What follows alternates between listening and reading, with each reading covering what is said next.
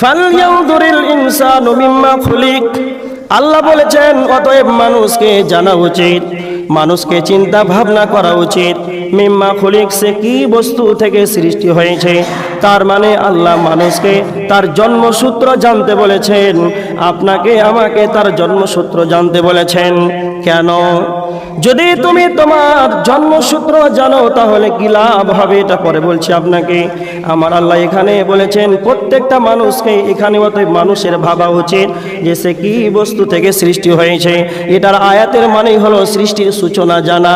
যখন আপনি আপনার সৃষ্টির সূচনা জানবেন তখন আল্লাহকে আপনার পরিচয় পেতে আল্লাহর কত ক্ষমতা, এটা আপনার ক্ষমতা নিতে আর দেরি হবে না। আল্লাহ সুবহানাহু ওয়া তাআলা সূরা আলাকের 2 নম্বর আয়াতের ভিতরে আল্লাহ বলেছেন খালাকাল ইনসানা মিন আলাক। আল্লাহ বলছেন আমি মানুষকে সৃষ্টি করেছি রক্তবিন্দু থেকে। এটাই শুধু শেষ নয়, আল্লাহ সুবহানাহু ওয়া তাআলা সূরা দাহরের 2 নম্বর আয়াতের ভিতরে আল্লাহ বলেছেন ইন্না খালাকনাল ইনসানা মিন নুতফা।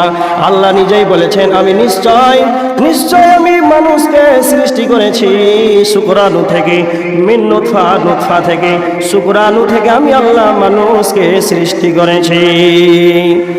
সেই শুকরাণু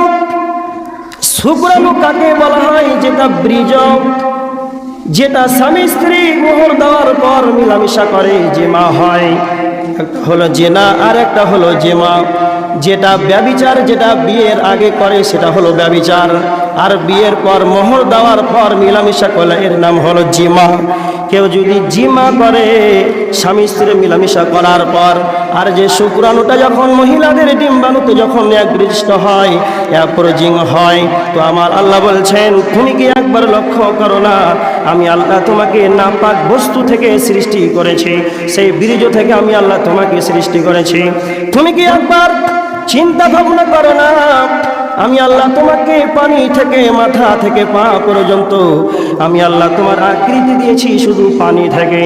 যারা ছবি অঙ্কন করে, যারা গাধার ছবি অঙ্কন করে, যারা উটের ছবি অঙ্কন করে, যারা মানুষের ছবি অঙ্কন করে, এদেরকে কি বলা হয়? এদেরকে বাংলাতে আর্টিস্ট বলা হয়। যারা ছবি অঙ্কন করে, সারা পৃথিবীর যতগুলো আর্টিস্ট রয়েছে যারা ছবি অঙ্কন করে, যদি তাকে বলা হয় আব্দুল কাইয়ুমের পা থেকে মাথা পর্যন্ত তুমি একটু এঁকে দাও, ছবিটা এঁকে দাও, তাহলে আমাকে দেখে দেখে অঙ্কন করতে পারবে, এটা তাদের ক্ষমতা রয়েছে। কিন্তু এত বড় পৃথিবীতে যতগুলো ছবি অঙ্কন করে নেওয়া আছে সবাইকে ডেকে দেন আর বলেন আব্দুল কাইয়ুমের ফটোটাকে পানিতে তুমি অঙ্কন করে দেখিয়ে দাও।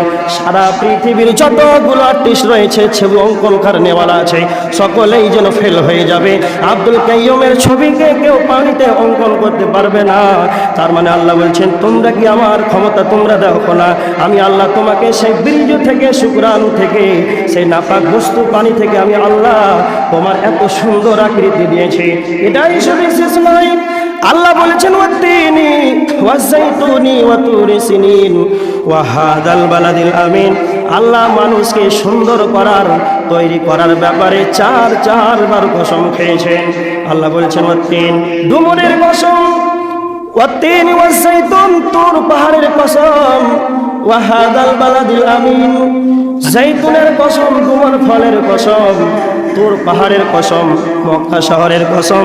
লাকাদ খালাকনাল ইনসানা ফি আহসানি তাকওয়িম। আমি আল্লাহ মানুষকে সৃষ্টি করেছি সুন্দরতম আবয়ব দিয়ে, সুন্দর আবয়ব দিয়ে, সুন্দর আকৃতি দিয়ে আমি আল্লাহ মানুষকে সৃষ্টি করেছি। তার মানে পৃথিবীতে যতগুলো আল্লাহর সৃষ্টি রয়েছে মানুষের মতন সুন্দর আকৃতি অন্য কোনো প্রাণীর নাই। মানুষের মতন সুন্দর কোনো প্রাণীর মতো মানুষের মতন চোখ, নাক, হাত, পা সবারই রয়েছে, কিন্তু এত সুন্দর করে আল্লাহ মানুষকে বানিয়েছেন। এই মানুষকে সুন্দর করার ব্যাপারে আল্লাহ স্বয়ং নিজেই কসম খেয়েছেন। কসম খেয়ে চারবার কসম খেয়ে বলছে আমি আল্লাহ তোমাকে পানি থেকে সৃষ্টি করেছি, আর এত সুন্দর আমি আল্লাহ তোমাকে আবয়ন দিয়েছি। আমি আল্লাহ যদি তোমাকে পানি থেকে এত সুন্দর আকৃতি দিতে পারি, তোমরা কি একবার ভাবো না যে আমাদের সৃষ্টিকর্তা আল্লাহ রয়েছে?